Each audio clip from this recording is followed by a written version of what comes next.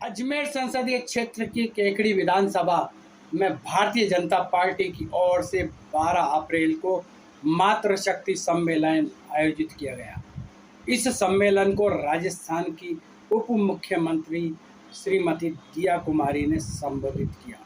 सम्मेलन में बड़ी संख्या में मातृशक्ति के साथ साथ सैकड़ों भाजपा कार्यकर्ताओं ने भी भाग लिया। आइए पेश है मातृशक्ति सम्मेलन की ये रिपोर्ट।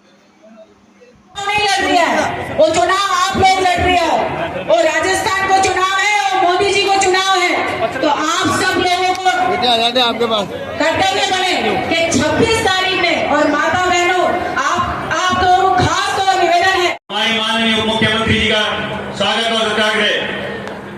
भारत माता की। हमारे बीच में मैं अब महिला मोर्चे की जिला उपाध्यक्ष पूनम कंवर जी, उनसे आग्रह करूंगा कि वो शाल उड़ाकर उनका स्वागत और अभिनंदन करें। चुनरी और शाल महिला मोर्चे की पूरी टीम। अब मैं हमारे लोकप्रिय विधायक श्री शत्रुघ्न जी गौतम, उनसे आग्रह करूंगा कि आए और हमारे माननीय उप मुख्यमंत्री महोदय को समृद्धि चिन्ह के रूप में बुके और तलवार भेंटकर उनका स्वागत और अभिनंदन करें। जोरदार तालियों की गड़गड़ाहट के साथ।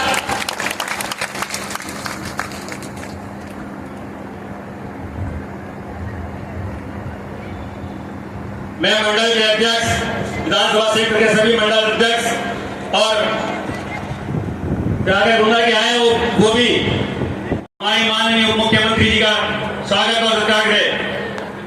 भारत माता की।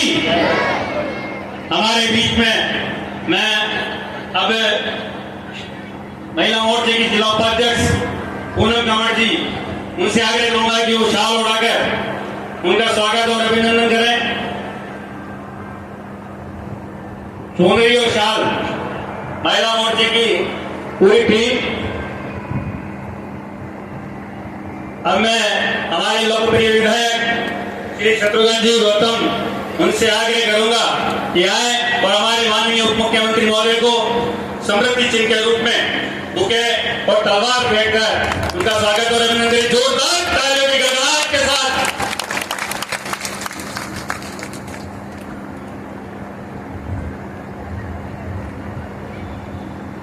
मैं मंडल के अध्यक्ष, विधानसभा क्षेत्र के सभी मंडल अध्यक्ष और आगे रूना के आए वो भी मुट्ठी बांध के बोलोगे दोनों हाथों से, भारत माता की, भारत माता की, बीजेपी जिंदाबाद, बीजेपी जिंदाबाद। आज केकड़ी की पावन धरा पे राजस्थान की यशस्वी मुख्यमंत्री दिया कुमारी जी का हृदय के अंतःस्थल से अभिनंदन करता हूँ, स्वागत करता हूँ कि आप इस सरकार में पहली बार केकड़ी की इस पावन धरा पे बना रहे हैं। जोरदार तालियों से आपका स्वागत है।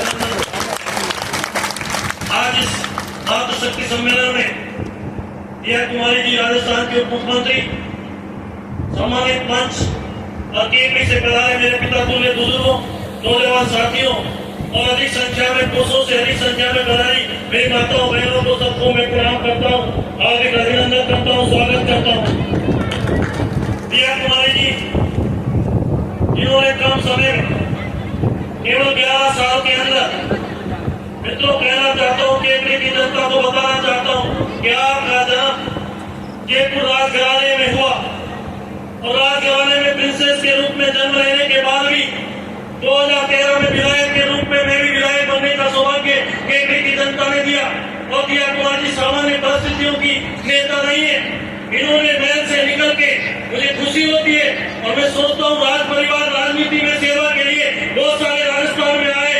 मैं दावे से कह सकता हूँ कि इन्होंने बहुत कम समय में राज परिवार से बाहर निकल के, महल से बाहर निकल के जनता की पीड़ा को और जनता के मन की भावना को सीख के और सड़कों में निकल के संघर्ष देखा है।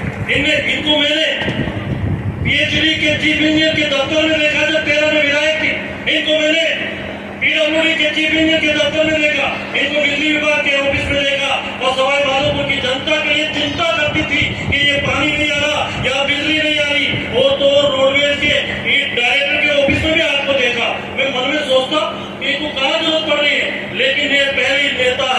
कि जिनको 2018 में टिकट नहीं मिला भारतीय जनता पार्टी से माधोपुर कस्बा 3 दिन तक 15 व्यापारियों ने सबने मांग की कि दिया गया आप चुनाव लड़ो।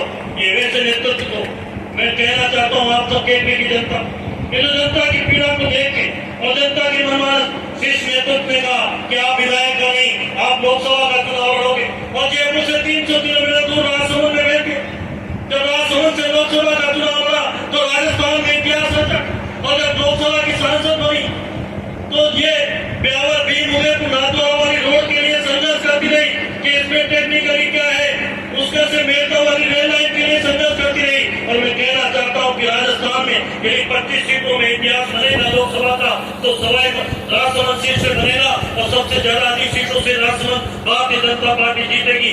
उसका आपको श्रेय है कि आपने इतने काम वहाँ पे कराए कि 8 लाख से ज्यादा भारतीय जनता पार्टी राजसमंद सीट पे जीतेगी।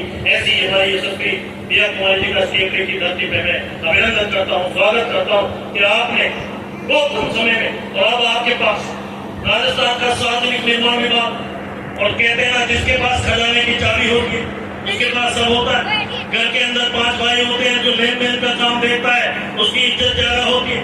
तो मित्रों ये राजस्थान की वित्त मंत्री भी है तो एक बार जोरदार तालियों से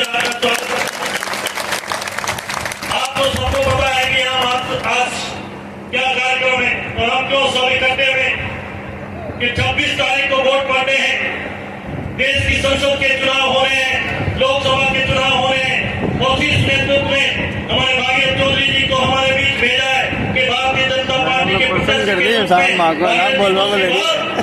रूप में आज हमारे बीच नहीं होगा।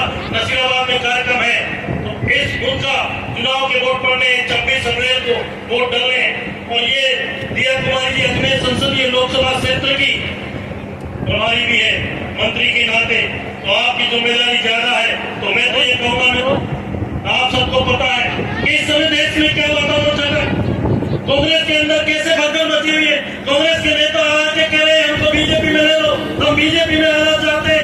के समर्पित कार्यकर्ता भी एक बार फिर से भारत माता की जय हो।